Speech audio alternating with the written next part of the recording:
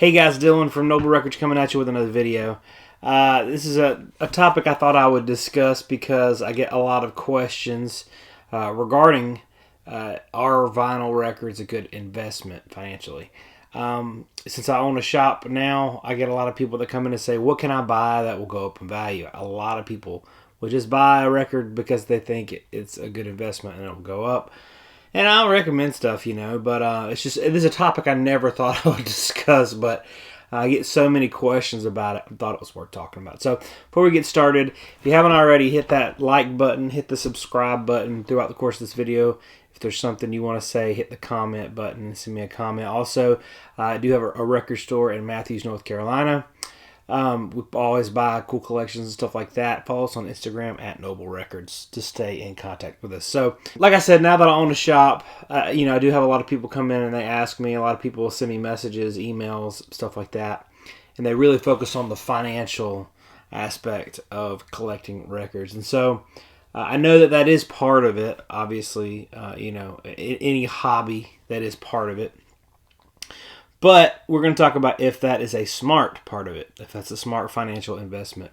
Now, first things first, we're going to talk about just the market of records and how it fluctuates. So, like I said, this probably applies to a lot of different hobbies and stuff like that. But, I have a lot of people that will come in and they'll say, hey, I've got these records, they're for sale. Here's a link to my Discogs, and they'll show me their Discogs. And their Discogs, if you're not familiar with Discogs, it's a website, it's a database, Discogs, discogs.com. You can log your collection there. That'll tell you the value of everything. So on Discogs, when you put your whole collection in there, or you put part of your collection in there, it will tell you overall like what it's worth. So you've got like a median value of like what everything is worth. So I think that is a very misleading number, because there's a lot of factors. Could be high, could be low. But I do have a lot of people that will show me that middle number for everything and want close to that for their records. And so, problem with that, there's a lot of issues with that. Things like record store day releases that skyrocket right off the bat and then they come back down. Some of that median number is still really high and you can't get that price out of it. Like one thing that happened recently is, a customer brought in it was a Cat Stevens T for the Tillerman UHQR, the original UHQR still sealed. And they said, hey, look, it went for $700 recently. This one's still sealed, and we negotiated a deal. And I was like, should be easy seller. Looks like the numbers are really strong on Discogs, whatever. So I've had it for months now, and I think I've lowered the price down to $400 on Discogs, and it's still just sitting there. So it's not selling. So the moral of the story there is, bird in the hand's better than two in the bush. Also, like when you do sell something on Discogs, just a little side note, or any website, like if you sell on eBay or Discogs or anything, PayPal takes a fee, and that site takes a fee. So you're losing probably 25% overall on those two things. So 25%, something like that. So, not to mention, if you do it a lot, you got to pay tax on it. So anyways, I'm going to show you some records that have gone up in value, and I'm going to show you some records that have gone down in value. And this, I will kind of explain why this matters to my point. So years ago, a huge seller, records that I would just cut my left arm off to have, was like original Pearl Jam stuff. So, you got the self-titled Avocado. That was a big one. This is an original U.S. press. I wanted it so bad, so expensive, so rare, because they hadn't reissued them yet. Got Riot Act, original, binaural, original, no code, original. Now, this is still like really it's super cool. But anyways, specifically like this one, the original and the reissue are so similar. There's only I think there was like two little letters or numbers on the dead wax to let you know which one's which. Otherwise like really hard to tell the difference. So those are some records like I remember for the longest time before they reissued them, they were skyrocketing on eBay. the people were wanting astronomical prices and they were getting them. So, like, if you had bought these originally, you were sitting on a gold mine. Over the past few years, after they've reissued everything, the prices they've not plummeted or anything, but they've started to come down quite a bit. The past 2 months, I have tried to buy 2 Pearl Jam collections. This is one I did buy. I was able to get them for a reasonable price because the seller, he was able to see, like, okay, yeah, the numbers have come down on these, whatever, and he sold them for a decent price, a fair price. And another guy, that I was looking at his stuff, he just was really dead set on getting the big money, because at one time they did go for more, and he was wanting like the peak price for everything minus 25 or 30%, and it just wasn't worth it to me because he was basically wanting what they're worth now. So that is something that, if you were to have bought it then and sold it when it was at its peak, yes, it would have been a smart financial decision. Another one I thought I would show is this Rodriguez Cole fact. Now, 10 years ago, you could get this record for like $50, maybe $100. I don't know. It was not much. I remember seeing these around. They were not that expensive. Now, because the documentary came out, more people have gotten into record collecting. More people have discovered him, whatever. Last copy I had a guy that was a regular in the shop. He said, if you could find me a clean copy, this was probably a year and a half ago. He said, if you can find me a clean copy, I'll give you $600. And I was like, okay. And a couple months later, I found a clean copy, called him up, said, I got it. And he came in and gave me $600. And I was like, this guy's nuts. $600 for this record is nuts. Now they're regularly going for that. No problem. A clean copy, no problem getting $600 for it. So it's just crazy. But now, this might be the peak time to sell this record. You know what I mean? So if we're talking about finances and we're talking about money, and it's only based on money, it's not based on the record you like, the most important part is to know when to buy and to know when to sell. Obviously. That's probably with any type of, stock or whatever. I don't know much about stocks. I don't know much about finances, but I know a lot about records. So, but the most important thing is to know when to buy it and know when to sell it. So, another factor is, back in the early 2000s, you had people that were still collecting Elvis stuff. Not a lot, because there's so much Elvis stuff, but some of it was still really, really desirable.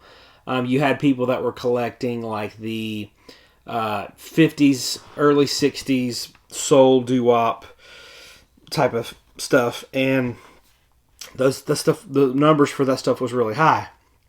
So you got to think that was early 2000s. So like, let's say 2000 on the dot. You had a lot of people that were in the market that were probably relatively successful, had some money to spend, close to retirement, kids out of the home, 50, 60-year-old people.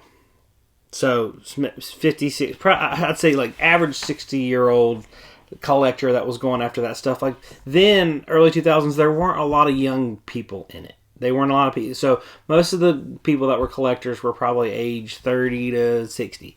So a lot of those people that were collecting and paying that big bucks that had the disposable income to do so were around average age, probably 60 years old. So now, 20 years later, those people are average age of 80 years old. So all those collectible albums that are, that doo-wop, early soul type stuff, a lot of those people are passing on or selling their collections, and all their collectible records are flooding the market to not as many fans. So they're not as desirable, and there's a flood of that type of stuff in the market right now. So the price of that stuff, I've seen some stuff like say Buddy Holly, stuff like that used to go for astronomical amounts, are going for a lot less now, a lot less. So that's where you kind of have to be careful, because the market does ebb and flow. It shifts. So like, let's say you've got, I see the record store day stuff, the limited color vinyl variant stuff. I see that stuff coming down. In my opinion, I don't think that the market is going to sustain the crazy prices that they're getting. I could be totally wrong, but that's just me personally. And And so you have to think about the collectors, just the ebb and flow of the market, the desirability, the reissues, all that stuff kind of comes into play. So there's some things that you can think about in that process, and there's some things that you're not going to be able to help or control, like reissues. And so all that to say, are records a good financial investment? The main point, like I said, is they can be if you know when to buy them, but what is equally or maybe more important is knowing to sell them, because you miss that window, you're screwed. I would like to, my opinion on it, I thought a lot about this while I was trying to make this video, and when I do talk to people, this is kind of my conclusion is, I think records they can be a good financial investment, but usually it's the people that come out on top are not people that bought them seeking to sell them out. They're people that bought them because they liked them. Like when I bought this record, I bought it because I liked it. I didn't buy it because I thought I could flip it. Now I could flip it, but I'm not going to because I like this record. And the amount of joy I've gotten out of this record is worth more to me than whatever I would get for it. You know, the people that bought this early Pearl Jam stuff, most of them probably didn't think, oh, I'm going to flip this one day. Some of them might have, who knows. But most of them probably just bought the stuff because they liked it. And so I think that, you know, records, their purpose is not to be bought and sold. Me saying that as someone who owns a record store. The purpose of records are to be enjoyed and passed around, and like to give as gifts and to swap and trade and have fun with it. Records, the whole point is not to be a means of financial gain. And I think that to some degree sucks the fun out of it. Also, I just, the market is so unpredictable. I really don't think that if you're getting into it just so you can buy something cheap and sell it for higher, I think that you could invest your money in something much different. I think that the people that are really in the hobby that will get the most joy out of it are the people that are just buying the records that they like. Another thing that I see all the time is, you know, I do have a store, so I buy a lot of collections. Is a lot of times, you know, people will hoard their collection and they'll buy and buy and buy, and their plan in the end is to get rich off these records. I cannot tell you how many times there's someone and their plan in the end is to get rich off records, so they keep them back and they keep them back and they keep them back, and then they pass away, and then their spouse has to deal with their records, and so their spouse has this idea that their records are worth a ton of money, and so it creates a very tough situation, but also you never get to see your investment come to fruition, you know. So the most important thing that you can do with your records is enjoy them, but also if you're going to buy them to sell them, know when to sell them. Don't hold off until they're not worth money anymore. So you know, I hope this helps, you know, as far as like what records to buy to flip later. You know, I don't know, like a lot of the newer music, like, you know, hip hop and stuff that have limited variants that come out that are all exclusive to websites and stuff like that. Those are worth a lot of money down the road. You can get for $40-50 in the beginning, and then they're worth several hundred later. Sometimes they are, sometimes they're not. You never know.